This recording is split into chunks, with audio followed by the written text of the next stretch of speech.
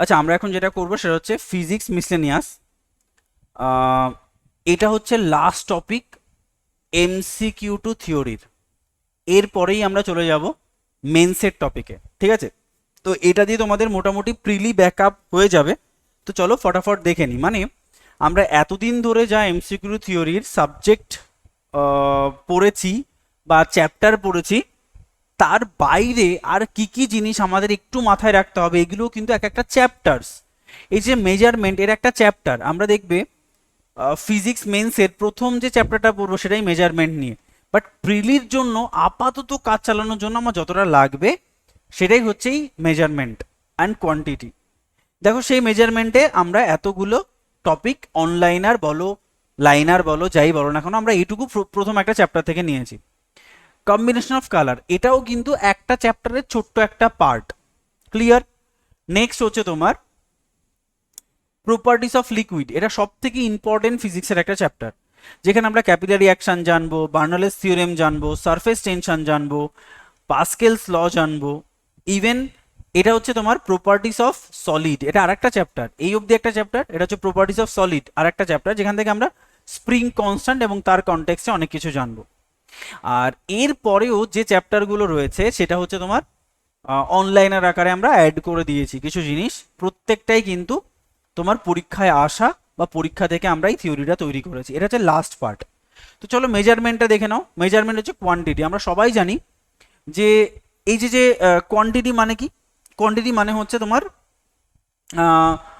পরিমাপ, ঠিক আছে? মেজারমেন্ট। তো এই কত প্রকারের কোয়ান্টিটি হয়? যেমন আমরা যদি বলি ফিজিক্যাল কোয়ান্টিটি, এই ফিজিক্যাল কোয়ান্টিটি দু রকমের হতে পারে। একটাকে আমরা বলছি ফান্ডামেন্টাল কোয়ান্টিটি, একটাকে আমরা বলছি ডিরাইভ কোয়ান্টিটি। ফান্ডামেন্টাল কোয়ান্টিটি আর ডিরাইভ কোয়ান্টিটি কেমন? চলো আমি তোমাদের অ্যানাকেডেমি দিয়েই উদাহরণ দিচ্ছি। ধরো আজকে যে অ্যানাকেডেমির যে কোর্সটা তোমরা যেটা করছো, this course is called fundamental course. Fundamental course, এই কোর্সটা করার তাৎপর্য কি? এই কোর্সটা তুমি যদি করো তাহলে তুমি যে কোনো এক্সাম তুমি এটা দিয়ে ক্লিয়ার করতে পারো।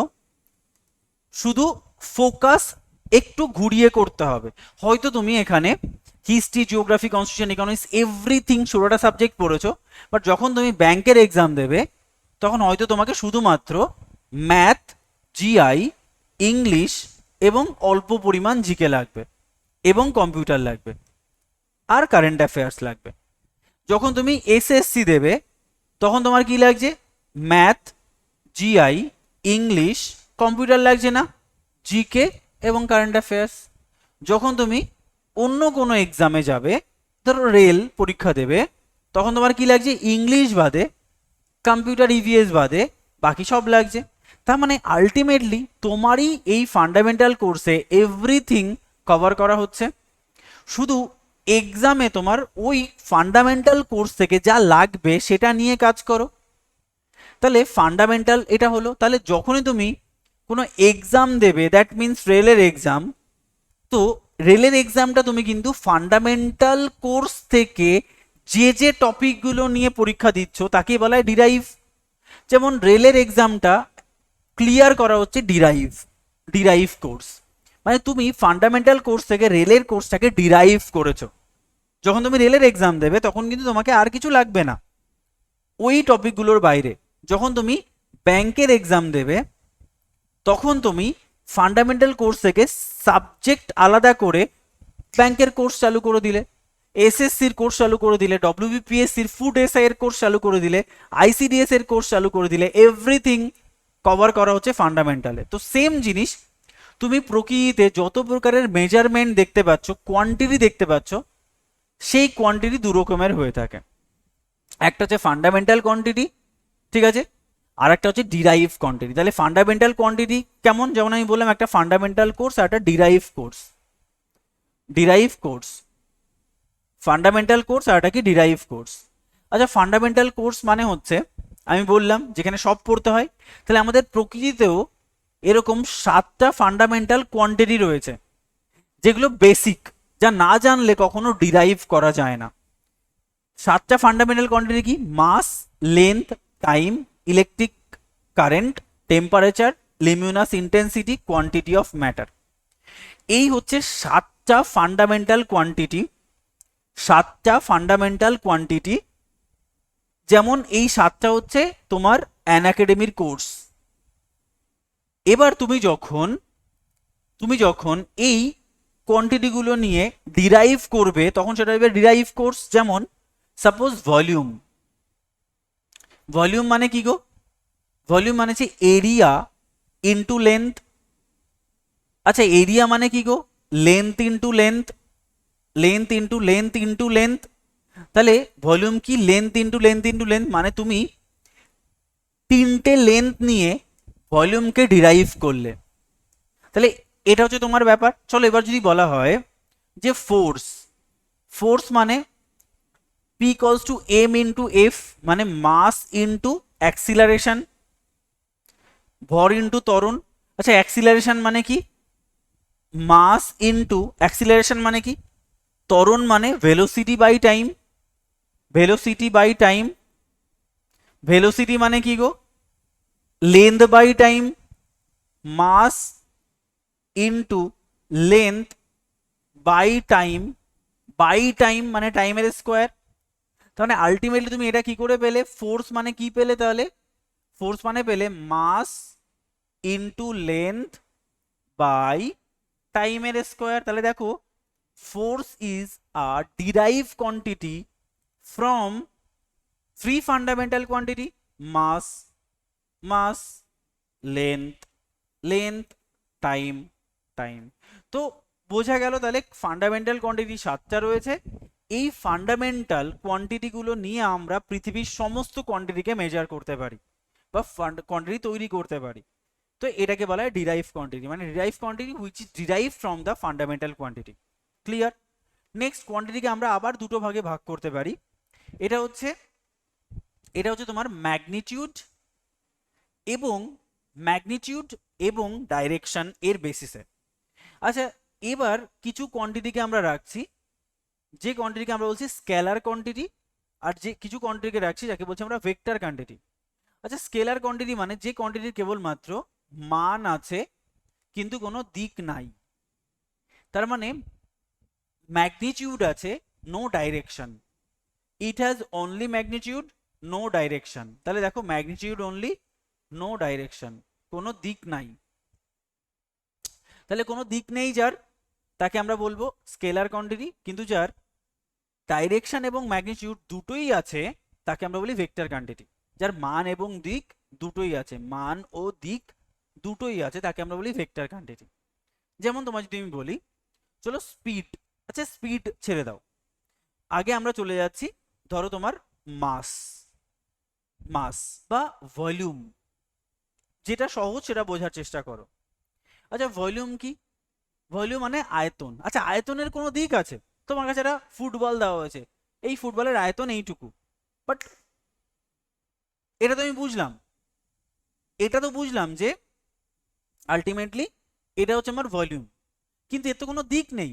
ওই ফুটবলের দিক আছে না, ভলিউমের কোনো দিক হয় না। মাস, মাসের কোনো ডাইরেকশন নেই, বাট ওয়েটের ডাইরেকশন আছে। মাস অ্যান্ড ওয়েট কি?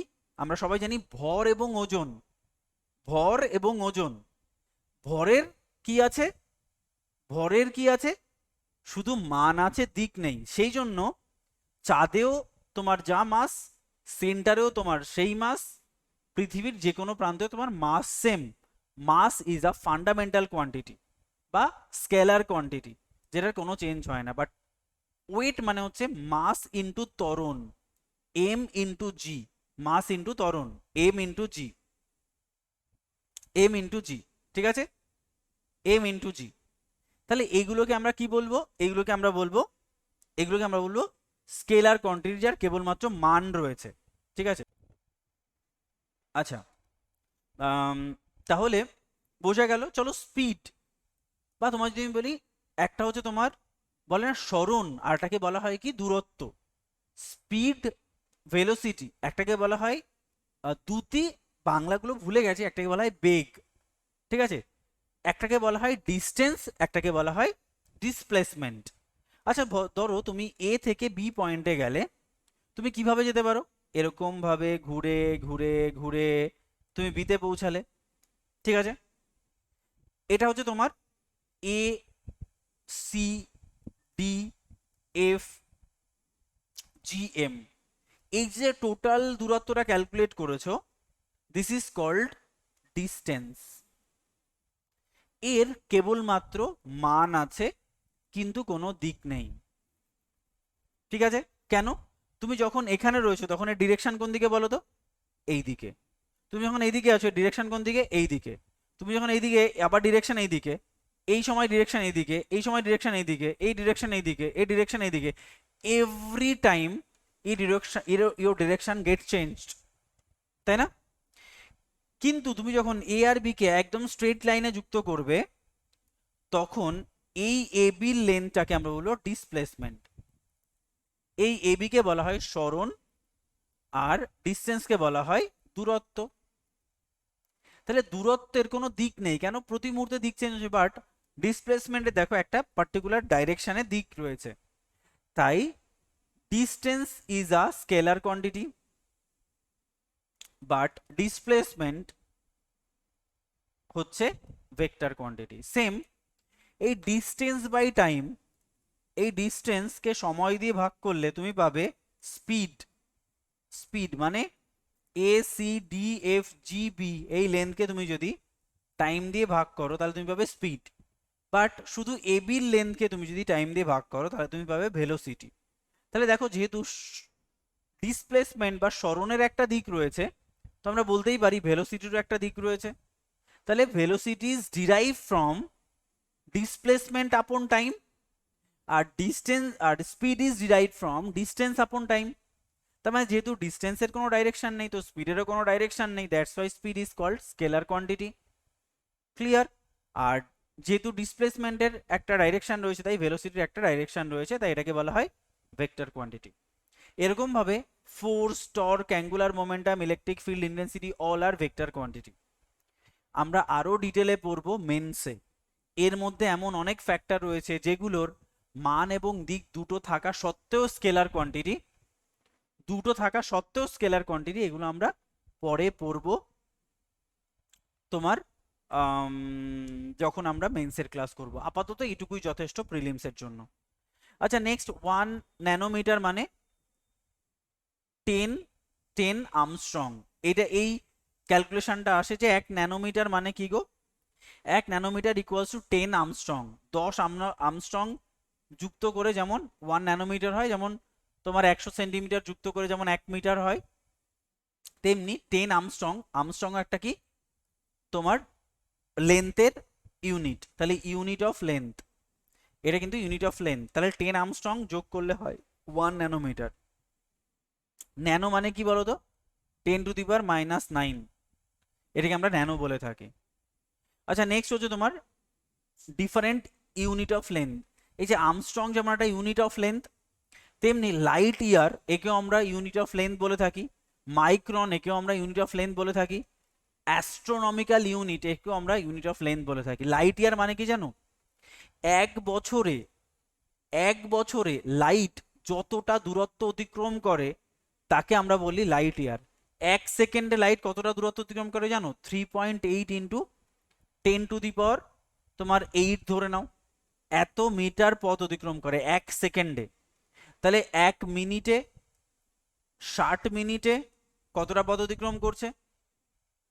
তাহলে 24 ঘন্টায় একদিনে কতটা অতিক্রম করছে, আর 365 ডেজে কতটা অতিক্রম করছে, এটাকে গুণ করলে পরে তুমি কি পাবে? Light years. তাহলে লাইট ইয়ার্স মানে অনেক বড় একটা ইউনিট। তাহলে অনেক বড় লেন্থ মেজার করার জন্য লাইট ইয়ার লাগে। ধরো সূর্য থেকে পৃথিবীর দূরত্ব লাইট ইয়ার দিয়ে ক্যালকুলেট করো। ঠিক আছে, তো যেগুলো অনেক বড় ইউনিট সেটাকে আমরা লাইট ইয়ার বা অ্যাস্ট্রোনমিক্যাল ইউনিট দিয়ে মেজার করে থাকি। এই দুটোই হচ্ছে খুব বড় ইউনিট। মাইক্রন মানে ক্ষুদ্র। ধরো একটা অ্যাটম যাকে তুমি খালি চোখে দেখতেই পাও না, তাহলে এই অ্যাটমের মধ্যে আবার নাকি কি রয়েছে? Electron, proton, neutron. তাহলে এই ইলেকট্রনের ব্যাস কত, ব্যাসার্ধ কত, that will be calculated by micron. তাহলে আমরা মাইক্রনের মাধ্যমে ক্যালকুলেট করতে পারি। আচ্ছা দেখো, আমরা জানি আমাদের যে ইউনিট, এই যে আমি একটু আগে বললাম দিস ইজ আ ইউনিট। আচ্ছা, এই ইউনিটকে আমরা দুটো ভাগে ভাঙতে পারি। দুটো ভাবে একটা মেজারমেন্টকে আমরা এক্সপ্রেস করতে পারি, একটাকে আমরা বলি হচ্ছে সিজিএস ইউনিট, একটাকে আমরা বলি এসআই ইউনিট। আচ্ছা, সিজিএস মিন্স হচ্ছে C for centimetre, G for gram, আর এস ফর সেকেন্ড। তাহলে গ্রাম, সেন্টিমিটার, সেকেন্ডের দিয়ে হয় সিজিএস। আর এসআই, অ্যাকচুয়ালি এসআইটা মডিফাইড নাম, সিস্টেমিক ইউনিট।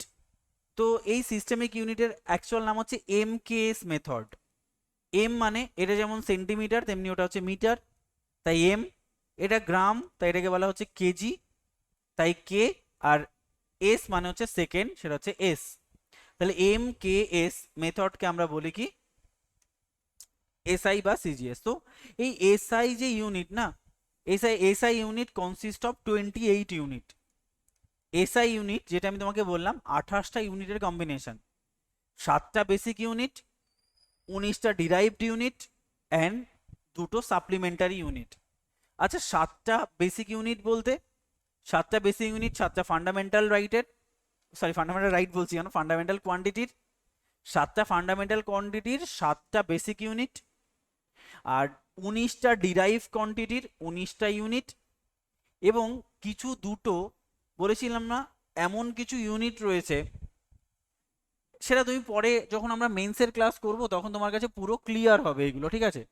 এখন ক্লিয়ার হবে না, দেখবে মেন্সের ক্লাসে আমরা যখন ফিজিক্সের প্রথম ক্লাসটা মেজারমেন্ট পড়ব তখন আমি তোমাদের কিছু উদাহরণ দেব। সেটা হচ্ছে যে তোমার এমন কিছু ইউনিট বা এমন কিছু কোয়ান্টিটি রয়েছে, এমন কিছু কোয়ান্টিটি রয়েছে যার তোমার ডাইমেনশন, যার ডাইমেনশন হয় না। এমন কিছু ফিজিক্যাল কোয়ান্টিটি রয়েছে উইদাউট ডাইমেনশন, অথচ ইউনিট রয়েছে। তার মানে এমন কিছু ফিজিক্যাল ইউনিট রয়েছে, ফিজিক্যাল কোয়ান্টিটি যাদের ইউনিট আছে, মানে একক আছে, বাট ডাইমেনশন নেই। সেই দুটো হচ্ছে অ্যাঙ্গেল অ্যান্ড সলিড অ্যাঙ্গেল, তাই এদের বলা হয় সাপ্লিমেন্টারি ইউনিট।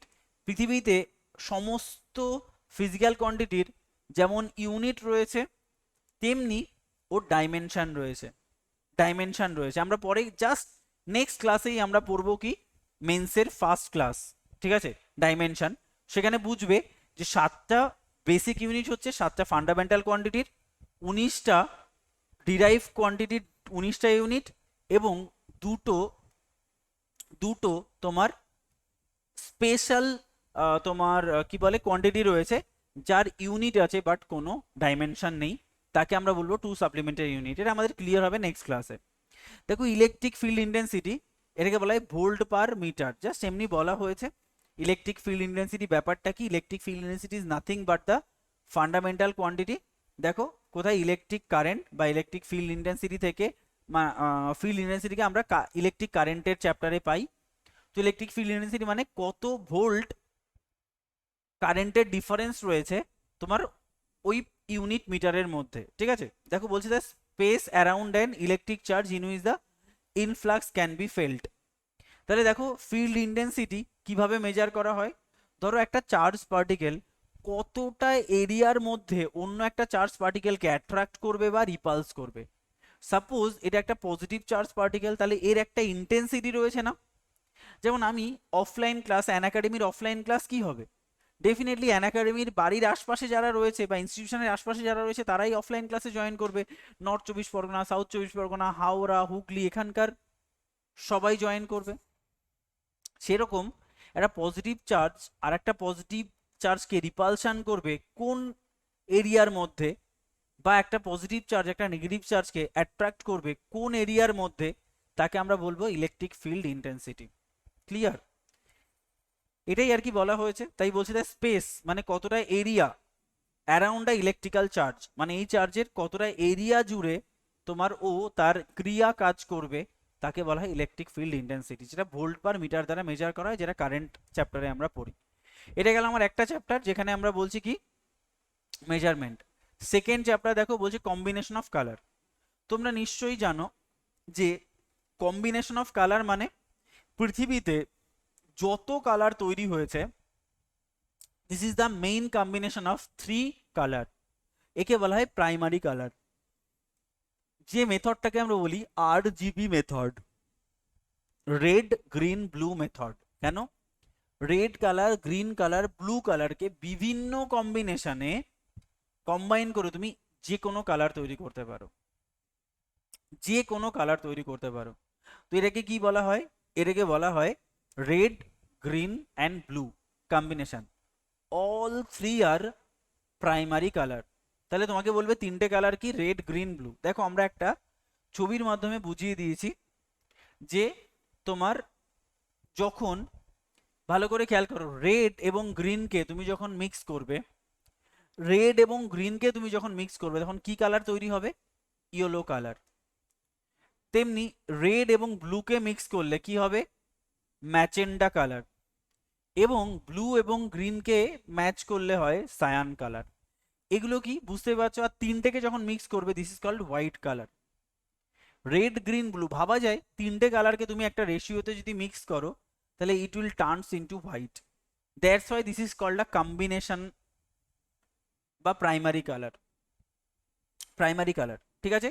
তাহলে এই প্রাইমারি কালারটাকে তোমাকে একটু মাথায় রাখতে হবে যে প্রাইমারি কালার কি করে তৈরি করা হচ্ছে। তাহলে প্রাইমারি কালার তৈরি করা হচ্ছে এই red green and blue colour দিয়ে, ঠিক আছে? আচ্ছা, এরপরে তোমাকে জানতে হবে, এরপরে তোমাকে জানতে হবে যে কমপ্লিমেন্টারি কালার ব্যাপারটা কি। কমপ্লিমেন্টারি কালার ব্যাপারটা কি, ঠিক আছে? সেটা তোমাকে একটু মাথায় রাখতে হবে। কমপ্লিমেন্টারি কালার হচ্ছে সেই কালারগুলো যেগুলো মেশালে পরে তোমার হোয়াইট কালার হয়। বা তোমায় দেখো আমি যেটা এইমাত্র বললাম, রেড আর গ্রিন মেশালে ইয়েলো হয়, রেড আর ব্লু মেশালে ম্যাজেন্টা হয়, গ্রিন অ্যান্ড ব্লু মেশালে সায়ান হয়, এবং রেড গ্রিন ব্লু মেশালে হোয়াইট হয়। এই ছবিটাকে বোঝানো গেছে, বোঝা গেল এই জিনিসটা। এবার যদি তোমাকে বলা হয় কম্বিনেশন অফ কালার বা কমপ্লিমেন্টারি কালার, কমপ্লিমেন্টারি কালার। আচ্ছা, কমপ্লিমেন্টারি কালার মানে কি গো? কমপ্লিমেন্টারি কালার মানে হচ্ছে যে কালারগুলো মেশালে হোয়াইট হয়। তাহলে আমি বলতে পারি রেড গ্রিন ব্লু এরা পরস্পর কমপ্লিমেন্টারি কালার। যদিও কমপ্লিমেন্টারি কালার কখনো তিনটে কালার দিয়ে হয় না ভাই, দুটো কালার দিয়ে সবসময় কমপ্লিমেন্টারি কালার হয়। মানে এই কালারের পরিপূরকও, মানে তিনটে কালার কখনো কমপ্লিমেন্টারি হয় না। বাট তোমাকে আমি বোঝালাম যে কোন দুটো কালারকে মিক্স করলে ইট উইল টার্নস ইনটু হোয়াইট। তো এটাকে আমরা বলছি কমপ্লিমেন্টারি কালার। কমপ্লিমেন্টারি অ্যাঙ্গেল বলে না, আলফা এবং beta complimentary angle. Supplementary angle মানে একটা 90 ডিগ্রি, দুটো কোণের যোগফল 90 ডিগ্রি, দুটো কোণের যোগফল 180 degree, supplementary and complimentary angle. তো কমপ্লিমেন্টারি কালার মানে যে দুটো কালারকে মিক্স করলে হোয়াইট হবে। তাহলে তোমরা নিজেরাই বার করতে পারবে কোনটা কার কমপ্লিমেন্টারি কালার। চলো আমরা এখান থেকে বার করি, রেড গ্রিন ব্লু। আচ্ছা আমি বলছি তিনটেকে আমরা কি বলছি? হোয়াইট হয়। তো এখান থেকে তুমি কমপ্লিমেন্টারি বার করো, বলো তো রেড আর গ্রিন মেশালে কি কালার হয়? ইয়েলো কালার হয় না? তাহলে আমি লিখতে পারি yellow plus blue equals to white, পারি বলতে। কেন? দেখো রেড আর গ্রিন মেশালে ইয়েলো হয়, তাহলে ইয়েলো আর এই যে ব্লু এই দুটোকে মিক্স করলে কি হয়? হোয়াইট হয়। তাহলে ইয়েলো আর ব্লু হচ্ছে পরস্পর কমপ্লিমেন্টারি কালার, কারণ ইয়েলো আর ব্লু মেশালে কি হয়? হোয়াইট হয়। চলো কি সুন্দর দেখেছো। গ্রিন এবং ব্লু মেশালে কি হয় গো? সায়ান হয়। গ্রিন আর ব্লু মেশালে কি হয়? সায়ান হয়। তাহলে আমরা বলতেই পারি রেড প্লাস এই দুটোর মিক্সিং সায়ান মেশালে হয় হোয়াইট। তাহলে সায়ান এবং ব্লু পরস্পর কমপ্লিমেন্টারি কালার। দেখো কি সুন্দর মিক্সিং, রেড এবং সায়ান হচ্ছে কমপ্লিমেন্টারি কালার। চলো এরপরে বলো, এরপরে বলো রেড আর ব্লু মেশালে কি হয়? ম্যাচেন্টা। তাহলে আমি বলতে পারি ম্যাচেন্টা বা ম্যাচেন্ডা, MAGENTA, ম্যাজেন্ডা প্লাস রেড, এটাকে মেশালে আমরা হোয়াইট পাবো। এটাকে মেশালে আমরা কি পাবো? হোয়াইট পাবো। তাহলে আমার মোটামুটি সবকটা ক্লিয়ার। তাহলে ম্যাজেন্ডা রেড পরস্পর কমপ্লিমেন্টারি কালার। তো এগুলো একটু লিখে রেখো নিজের নোটসে যে কোনটাকে আমরা কমপ্লিমেন্টারি কালার বলি, এটাকে আমরা কমপ্লিমেন্টারি কালার বলি। এবং এই তিনটে কালার দিয়ে, ঠিক আছে, ও সরি ঠিকই বলেছো, এই ম্যাজেন্টা হচ্ছে তো রেড এবং গ্রিনের কম্বিনেশন, সরি রেড আর ব্লুর কম্বিনেশন, এটাকে ম্যাজেন্টা হচ্ছে। রেড আর ব্লু, সরি এটা গ্রিন হবে, ঠিকই বলেছো, এটা গ্রিন, তাহলে এটা হোয়াইট হবে, মাই মিস্টেক। দেখো এই তিনটে কালার দিয়ে এভরি কালার তৈরি করা যায় পৃথিবীর, যে কোনো কালার। তুমি এশিয়ান পেন্ট কালারের দোকানে যাও, গিয়ে বলো আমাকে কালার কম্বিনেশন দিন, দেখো তোমাকে 1000, 2000, 5000 কালার কম্বিনেশন দেবে, সবগুলোই কিন্তু রেড গ্রিন ব্লুর কম্বিনেশন। এবং তুমি যে কালারটা করতে চাও, বাড়িতে যে রংটা করতে চাও, ওরা কিন্তু বেসিক্যালি হোয়াইট কালার, হোয়াইট কালারের মধ্যে এই তিনটেকে এক্স্যাক্ট প্রপোর্শনে দিয়ে কিন্তু কালার তৈরি করো। ধরো তুমি ব্ল্যাক বানাতে চাও, আমি ব্ল্যাকেরটা জানি কি করে করা হয়। ব্ল্যাকের কম্বিনেশন হচ্ছে red plus blue plus yellow, এই তিনটেকে মেশাও, রেড ব্লু ইয়েলো, এ হয়ে যাবে ব্ল্যাক। ইভেন আমি অনেক কিছু এরকম কালার নিয়ে মোটামুটি আমি যখন বাড়িতে রং করি তখন আমি প্রচুর কালারের কম্বিনেশন নিয়ে পড়াশোনা করেছিলাম। রেড আর ইয়েলো যদি তুমি মেশাও না, কি হবে জানো? অরেঞ্জ কালার হবে। রেড আর ইয়েলো মেশালে অরেঞ্জ হয়, ঠিক আছে। নেক্সট তোমার যদি বলো ইয়েলো আর গ্রিন মেশালে কি হয় জানো? গ্রিন ইয়েলো, সরি ইয়েলো আর ব্লু মেশালে কি হয় জানো? ইয়েলো আর ব্লু মেশালে গ্রিন হয়। ইয়েলো আর ব্লু মেশালে হয় গ্রিন। এরকম পৃথিবীর সমস্ত কালার তুমি তৈরি করতে পারো এই তিনটে কালার থেকে। তাহলে এটাকে বলা হয় কম্বিনেশন অফ কালার অ্যান্ড আমরা এটাকে কি বলতে পারি? Complementary colour. বোঝা গেল? আরেকটা চ্যাপ্টার আমাদের হয়ে গেল। নেক্সট চলে যাচ্ছে আমরা প্রপার্টিজ অফ লিকুইড। আচ্ছা, what is properties of liquid? দেখো মেইনলি প্রপার্টিজ অফ লিকুইড হচ্ছে মেইন পার্ট যেটা আমাদের লাগে ক্যাপিলারি অ্যাকশন। আচ্ছা, ক্যাপিলারি অ্যাকশন পড়ার আগে আমরা যেটা পড়বো সারফেস টেনশন। আচ্ছা, what do you mean by surface tension? Surface tension is nothing but the tension of a surface of a substance or of a liquid. যে কোনো লিকুইড তার সারফেসকে যে বলে টানে তাকেই বলা হচ্ছে সারফেস টেনশন। টেনশন মানে টান। দেখো জলের অণু আর একটা জলের অণুকে যেভাবে টানছে সেটাও এক প্রকারের সারফেস টেনশন, এক প্রকারের সারফেস টেনশন। বা তুমি বলতে পারো জলের অণুর মধ্যে যে মলিকুল রয়েছে, ভাবো এখানে একটা মলিকুল রয়েছে। আচ্ছা, এই মলিকুলকে টানার জন্য দেখো চতুর্দিকে মলিকুল রয়েছে, তাই না? দেখো ভালো করে খেয়াল করো তো। মনে করো এই যে সেন্টারের যে মলিকুলটা রয়েছে, এই মলিকুলের কি কোনো পার্টিকুলার ডাইরেকশনে টেনশন আছে? তোমাদের কি মনে হয় আছে? অ্যান্সার হচ্ছে না। কেন? কারণ এই মলিকুলকে এ উপর থেকে টানছে, এই মলিকুলটাকে নিচের থেকে টানছে, এরা পরস্পর নালিফাই হয়ে যাচ্ছে, মানে এর না উপরের দিকে কোনো বল আছে না নিচের দিকে কোনো বল আছে। সেম এই মলিকিউলটা একে টানছে, তো এই মলিকিউলটা একে টানছে, তো না এর ডান দিকে না এর বাঁ দিকে বল আছে। এই মলিকিউলটাও একে টানছে, এই মলিকিউলটাও একে টানছে, এই মলিকিউলটা একে টানছে, এই মলিকিউলটা, মানে আলটিমেটলি জলের মধ্যে যে মলিকিউলগুলো রয়েছে সেই মলিকিউলের কিন্তু কোনো স্পেসিফিক ডাইরেকশনে কোনো টান নেই। বাট তুমি যখন আস্তে আস্তে করে এই মলিকিউলটা নিয়ে একটু উপরের দিকে উঠবে, আচ্ছা মনে করো এখানের যে মলিকিউলটা রয়েছে সেই মলিকিউলের উপরে কোনো টান আছে কি? দেখো এই মলিকুলের এই ডিস্টেন্সে যে মলিকুলটা রয়েছে সে ওকে টানছে, বাট এর ওই ডিস্টেন্সে কিন্তু কোনো মলিকুল নেই। বুঝতে পারছো জিনিসটা? কারণ এই জলের উপরের লেয়ার সেম হয়তো এই ডাইরেকশানে রয়েছে, এই ডাইরেকশানে রয়েছে, এই ডাইরেকশানে রয়েছে, এই ডাইরেকশানে রয়েছে, এই ডাইরেকশানে রয়েছে, এই ডাইরেকশানে রয়েছে, মানে এই মলিকুলটাকে খুব ভালো করে খেয়াল করে দেখো, এটা একে নালিফাই করছে, এটা একে নালিফাই করছে, এটা একে নালিফাই করছে, বাট এটাকে কিন্তু নালিফাই করতে পারছে না। তার মানে এই যে মলিকুলটা প্রায় সারফেসের কাছাকাছি আছে সেই মলিকুলটার একটু নিচের দিকে টান আছে বলে মনে হচ্ছে না তোমার? সামান্য একটু টান আছে এদিকে, সামান্য একটু। আচ্ছা, যে মলিকুলটা একদম উপরে রয়েছে, তাহলে বলো তো সেই মলিকুলের এই বরাবর যে মলিকুলটা টানছে এখানে কোনো মলিকুল টানার মতো আছে? নেই। একে টানছে, আছে? নেই। একে টানছে এই দিকে, একে আছে? নেই। শুধু এই দিকটার এই দিকটা আছে, এরা পরস্পরকে টানছে।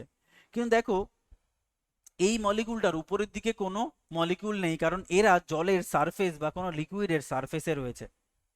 তার মানে এই যে মলিকুলটা না, এই যে মলিকুলটা, এই মলিকুলটার নিচের দিকে একটা টান রয়েছে। তাহলে সারফেসের যত মলিকুল রয়েছে না, সারফেসের যত মলিকুল রয়েছে সেই মলিকুলটা, সারফেসের যত মলিকুল রয়েছে সেই মলিকুলটা তোমার কিন্তু নিচের দিকে টানছে, সেই মলিকুলকে অন্যান্য মলিকুলগুলো নিচের দিকে টানছে। This is called surface tension. This is call surface tension. এবং এই সারফেস টেনশন কিন্তু কেবলমাত্র সারফেসেই দেখা যায়, সেন্টার মলিকুলগুলোকে দেখা যায় না। বোঝা গেল? তাহলে এটাকে আমরা কি বলছি? Surface tension. ক্লিয়ার সবার কাছে? তাহলে সারফেস টেনশনের জন্য কি কি ঘটনা ঘটে সেটা আগে বোঝার চেষ্টা করো। এই জলের অণুর সমস্ত সারফেসকে নিচের দিকে টানার তাৎপর্য কি? এর তাৎপর্য হচ্ছে জল সবসময় ট্রাই করবে সংকুচিত অবস্থায় থাকার। কেন? তুমি ভাবো তো, একটা জলকে তুমি যদি এরকম ভাবে রেখে দাও, কিছুক্ষণ পরে দেখবে জলটা গোল হয়ে গেছে। কেন? কারণ এই সারফেসে যে মলিকুলগুলো রয়েছে না, প্রত্যেককে টানছে ভেতরের মলিকুলগুলো। আর যখনই ভেতরের মলিকুলগুলো টানবে না, তখন সে মিনিমাম এরিয়া অ্যাকোয়ার করার চেষ্টা করবে, মিনিমাম জায়গা দখল করার চেষ্টা করবে, মিনিমাম জায়গা দখল করার চেষ্টা করবে। তাই দেখো এই মলিকুলটা কি হয়ে যাচ্ছে? পুরো গোল হয়ে যাচ্ছে। তোমায় বলবে কেন বৃষ্টির ফোঁটা গোলাকার হয়, কেন স্ফেরিক্যাল শেপের হয় বৃষ্টির ফোঁটা? কেন? Surface tension. কেন বৃষ্টির ফোঁটা এরকম, বৃষ্টির ফোঁটা তেবড়ানো হয় না? কেন এক্স্যাক্টলি গোল হয়? কারণ সারফেস টেনশন বলে প্রত্যেকটা মলিকুলকে, সারফেসের প্রত্যেকটা মলিকুলকে ভেতরকার মলিকুল টানছে। দেখো liquid drops like a sphere, একটুই বলা হয়েছে যে যে কোনো লিকুইড ড্রপ গোলাকার হয়। কেন গোলাকার হয়? সারফেস টেনশনের জন্য। কোন একটা দেখবে ছোট পোকামাকড় জলের উপর দিয়ে হেঁটে যাচ্ছে। কি করে হেঁটে যাচ্ছে? Due to surface tension. কারণ সারফেস টেনশন চাইছে না যে ওই লেয়ারটাকে ভেদ করে কোনো পতঙ্গের পা ঢুকে যাক। বাট তুমি হাঁটতে কেন পারছো না? কারণ তোমার ওয়েট অনেক বেশি। তোমার ওয়েট অনেক বেশি বলে ওই সারফেসের যে একটা জাল তৈরি করছে, সেই জালটা ভেদ করে তুমি ঢুকে যাচ্ছ। বাট একটা ইনসেক্ট, খুব পাতলা হালকা ইনসেক্ট, সে কিন্তু দিব্যি জলের উপর দিয়ে হেঁটে চলে যাচ্ছে। কেন? Due to surface tension. এই যে ধরো তুমি শেভিং, সবাই তো মোটামুটি ছেলেরা আমরা জানি shaving brush, shaving brush initially কেমন থাকবে? এরকম ভাবে ছড়িয়ে ছিটিয়ে থাকে না? তুমি একবার একে জলে চোবাও, চুবিয়ে এবার এটাকে তোলো, কেমন দেখতে হবে? ধরো আমি শেভিং ব্রাশটাকে জলে চুবিয়ে তুলছি, শেভিং ব্রাশটা দেখতে কেমন হবে? এরকম দেখতে হবে না? দেখো কেন? দেখো সমস্ত ব্রাশগুলো কাছাকাছি চলে আসবে। কেন গো? সারফেস টেনশন, জলের অণুকে টানছে, তাই। This is surface tension. দেখো তাই বলছে hair of the shaving brush are closed when it dropped in water. তাহলে শেভিং ব্রাশের হেয়ারগুলো কি থাকবে? ক্লোজ থাকবে যখন এটাকে জলের মধ্যে ডোবানো হবে। ক্লিয়ার? নেক্সট দেখো, এই ক্যাম্ফোর, বা তোমার যদি বলা হয় যে কর্পূর, তোমরা নিশ্চয়ই জানো কর্পূর। এই ক্যাম্ফোর বা কর্পূরটা কি জলের মধ্যে দিলে কি করে? রোটেট করে। দিয়ে দেখবে যে কর্পূর যেগুলো হয় সেগুলোকে তুমি যদি জলে ছাড়ো না, ও কি করবে? ও জলে এরকম ভাবে ঘুরে বেড়াবে। কেন? Due to surface tension. এটার একটা বিরাট মানে তোমার ব্যাখ্যা আছে, সেই ব্যাখ্যায় আমি যাচ্ছি না, জাস্ট মাথায় রেখো যে ক্যাম্ফোর কেন ঘোরে। ক্যাম্ফোর হচ্ছে এমনই একটা পদার্থ যে লিকুইড হতে পারে না, জানো তো সবাই। টেম্পারেচারে, অদ্ভুত ব্যাপার, টেম্পারেচার যদি একে বাড়ানো হয় ডিরেক্টলি ডিরেক্টলি গ্যাসে কনভার্ট হয়ে যাবে, বা ডিরেক্টলি তোমার ওর ভেপারে কনভার্ট হয়ে যাবে। আবার একে যদি ঠান্ডা করা হয় না, এ সলিড হয়ে যাবে। তুমি ভাবো একটা ক্যাম্ফরকে তুমি কি করছো? জলের মধ্যে দিচ্ছ। তাহলে ওকে তুমি কি করছো? ওকে জলে দেওয়ার সাথে সাথে জলের যে সারফেস টেনশন, ও ইমিডিয়েটলি কি হয় বলো তো? গ্যাস সলিড টেম্পারেচারের ফ্ল্যাকচুয়েশনের জন্য, এবং ধরো ক্যাম্ফরের ইকুয়াল টেম্পারেচারে তুমি রাখলে, তো ইমিডিয়েটলি সারফেস টেনশনের জন্য ওর কি হবে? বারবার করে ও ঘুরবে। এটার ব্যাখ্যা অনেক কঠিন, আমি আর সেই ব্যাখ্যায় যাচ্ছি না বলে উপর দিয়ে ব্যাখ্যা করছি, ঠিক আছে? সেই জন্য এটা মাথায় রাখবে যে কর্পূরটাকে জলে দিলে ঘোরে ডিউ টু সারফেস টেনশন। এগুলো কিছু এক্সাম্পল তোমাকে মনে রাখতে হবে, ঠিক আছে? আচ্ছা, সারফেস টেনশনের একটা দারুণ এক্সাম্পল হচ্ছে ক্যাপিলারি অ্যাকশন। আচ্ছা, what do you mean by capillary action? Capillary action মানে হচ্ছে, ধরো খুব সরু একটা তুমি টিউব নিয়েছো, খুব সরু একটা টিউব নিয়েছো, ঠিক আছে? একদম সরু টিউব, দেখো এই যে দেখতে পাচ্ছ সরু টিউব নিয়েছো, যে দুই প্রান্তই কি গো? খোলা। এই প্রান্তও খোলা আর এই প্রান্তও খোলা, ঠিক আছে? মানে মুখটা পুরো ওপেন, এরকম ওপেন দু প্রান্ত, খুব সরু টিউব। তুমি এই টিউবটাকে কি করো বলো তো? জলের মধ্যে ডুবিয়ে দাও না। সাপোজ তোমার এখানে কি রয়েছে? জল রয়েছে, জলের মধ্যে ডুবিয়ে দাও, তো দেখা যাবে এই টিউবের এই অবধি জল উঠে যাবে, কোন অবধি? প্রায় এই অবধি জল উঠে যাবে। এই টিউবের। কেন? This is called the capillary action. তুমি যে টিউবটাকে ডোবাও, তো টিউবটার কি এই অবধি জল উঠে যাবে, জলের আপরাইজিং হবে। ওয়াই? এটারও ব্যাখ্যা আমি বলবো surface tension. Due to surface tension এই ক্যাপিলারি অ্যাকশন আমরা দেখতে পাই। তাহলে capillary action is nothing but the application of a surface tension. ঠিক আছে, তাহলে এই ক্যাপিলারি অ্যাকশন হচ্ছে, দেখো ডিউ টু সারফেস টেনশন বলাই রয়েছে। কেন হয়? জলের মলিকুলগুলো পরস্পরকে অ্যাট্রাক্ট করে বলে এই কি হয়, একটা জলের মলিকুল আর একটা জলের মলিকুলকে অ্যাট্রাক্ট করে। ঠিক আছে, কিরকম ভাবে বলো তো? যখনই তুমি এখান দিয়ে জল ঢোকাচ্ছ, তো জল এই অবধি ঢুকে গেল। এখন এখন এই জলের মলিকুল আর একটা জলের মলিকুলকে টানে, কেন? ও একটা ধাপ উপরে ওঠে, আবার টানে উপরে ওঠে। অ্যাকচুয়ালি এটাকে ব্যাখ্যা করা যায় অন্য অনেক রকম ভাবে।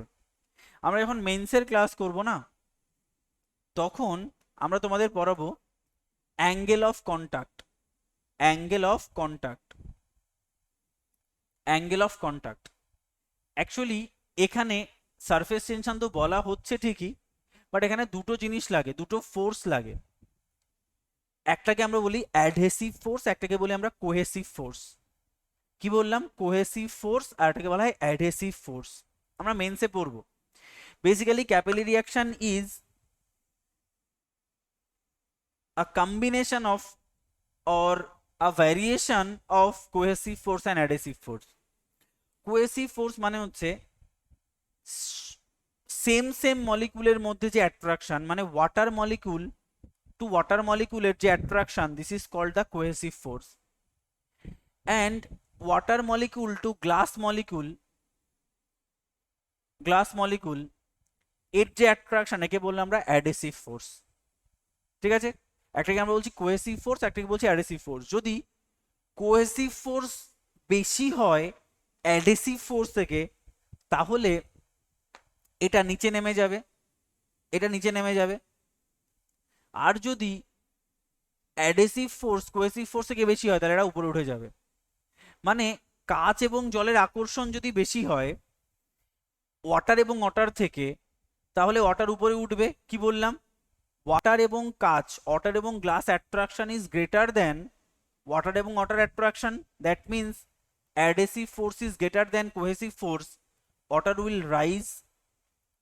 যদি cohesive force is greater than adhesive force, মানে surface tension বেশি হয়, তাহলে লিকুইড নিচে ড্রপ করে যাবে। যেমন পারদের মধ্যে যেটা ক্যাপিলারি টিউব ঢোকাও, তাহলে পারদে কি হয়? এটা নিচে নেমে যায়, উপরে ওঠে না। এটা আমরা মেইনসে আরো সুন্দর করে ক্লিয়ার করব। তাহলে this is actually the capillary actions. আচ্ছা, ক্যাপিলারি অ্যাকশনের থ্রু দিয়ে আমরা কি কি ব্যাখ্যা করতে পারি? দেখো, এই যে জাইলেম বা তোমার স্ট্র বা গ্লাস টিউব দিয়ে তোমার গ্র্যাভিটির এগেইনস্টে ওয়াটার মুভ করে। এই জলের মধ্যে যদি তুমি একটা রেখে দাও, তাহলে উপরে উঠছে গ্র্যাভিটির এগেইনস্টে। কেন হচ্ছে? Due to capillary action. তুমি ভাবো আমাদের চোখ থেকে যে টিয়ার বেরিয়ে আসছে, মানে কান্না কি আমাদের যে টিয়ার গ্ল্যান্ড রয়েছে সেখান থেকে সরু টিউবের থ্রু দিয়ে আমাদের চোখের সামনে ওপেন করা রয়েছে। যখন তুমি টিয়ার গ্ল্যান্ডটা ফেটে যাচ্ছে, তখনই টিয়ারটা বাইরে বেরিয়ে আসছে due to capillary action, capillary টিউবের মাধ্যমে আসছে।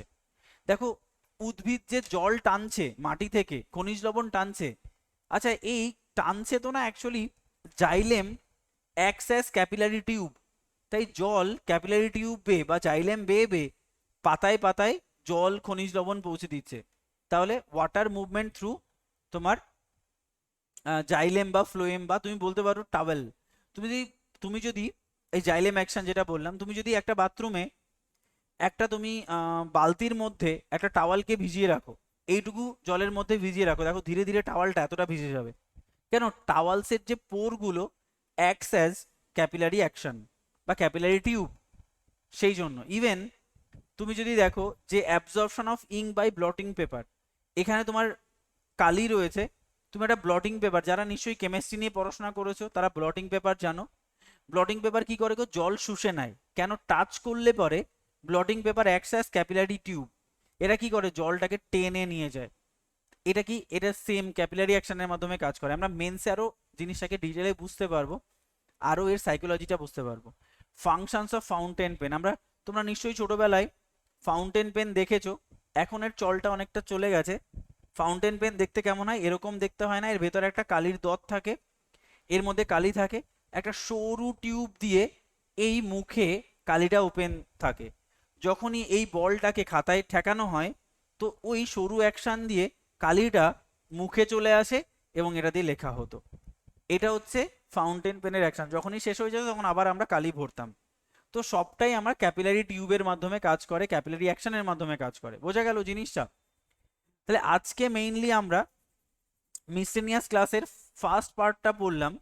তো আমরা নেক্সট দিন যেটা করব সেটা হচ্ছে এই মিসলেনিয়াসের সেকেন্ড পার্টটা পড়ব। মানে আমাদের এই অবধি কমপ্লিট হয়েছে, আমরা নেক্সট দিন কি করব, এই বার্নলেস থিওরেম পড়ব এবং এদিকে তোমার পাস্কেলস ল পড়ব, স্প্রিং কনস্ট্যান্ট পড়ব এবং মিসলেনিয়াস অনলাইনার পড়ব। ঠিক আছে, আমরা আজকে এই অবধি কমপ্লিট করলাম। ঠিক, চলো তাহলে ক্লাসটা এন্ড করছি।